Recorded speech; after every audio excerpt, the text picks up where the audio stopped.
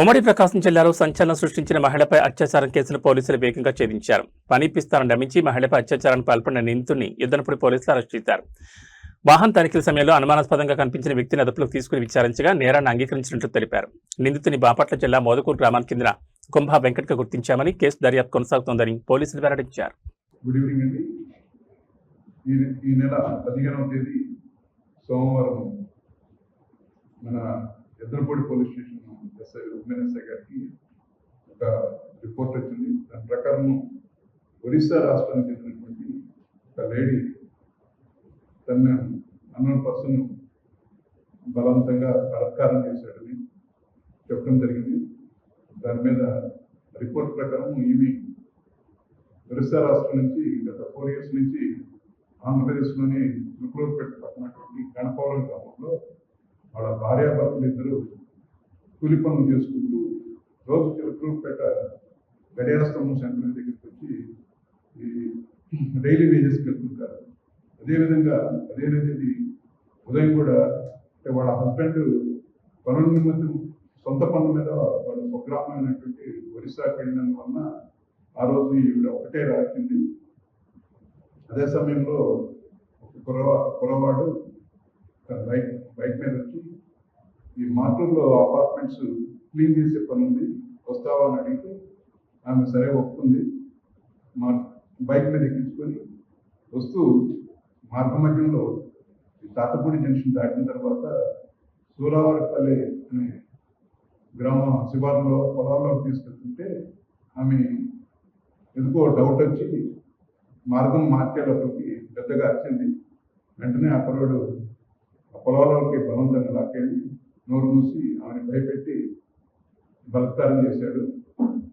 తర్వాత ఆమె దగ్గరటువంటి cell phone కూడా లాక్కొని వెళ్ళిపోయాడు. అంటే ఆమె ఎవరికైనా ఫోన్ చేసి చెప్పుద్దని ఉద్దేశంతో తర్వాత ఆమె మార్నింగ్ కనుక్కొని ఎద్దరపూడి పోలీస్ స్టేషన్కి వచ్చి ఎస్ఐ గారికి రిపోర్ట్ ఇవ్వడం జరిగింది.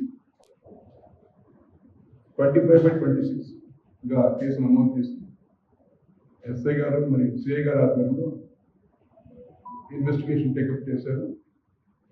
దానిలో భాగంగా ఈరోజు ఉదయం సుమారు 10:30 గంటల సమయంలో పర్చూరు సెంటర్లో వై జంక్షన్ వద్ద ఎస్ఐ గారు సిబ్బందితోటి వెహికల్స్ చెక్ చేస్తుంటే ఒక యువకుడు తన బైక్ మీద అనుమానాస్పదంగా రివర్స్ చేసుకుని వెళ్ళిపోబోతుంటే వాళ్ళని పట్టుకొని వాళ్ళని వెరిఫై చేస్తే ఈ కేసులో ముద్దాయిగా తెలిసింది. అతని పేరు కుంభా వెంకట్, వయసు 19 సంవత్సరాలు, మోదుకూరు గ్రామం, నేటివ్ ప్లేస్ చుండూరు మండలం.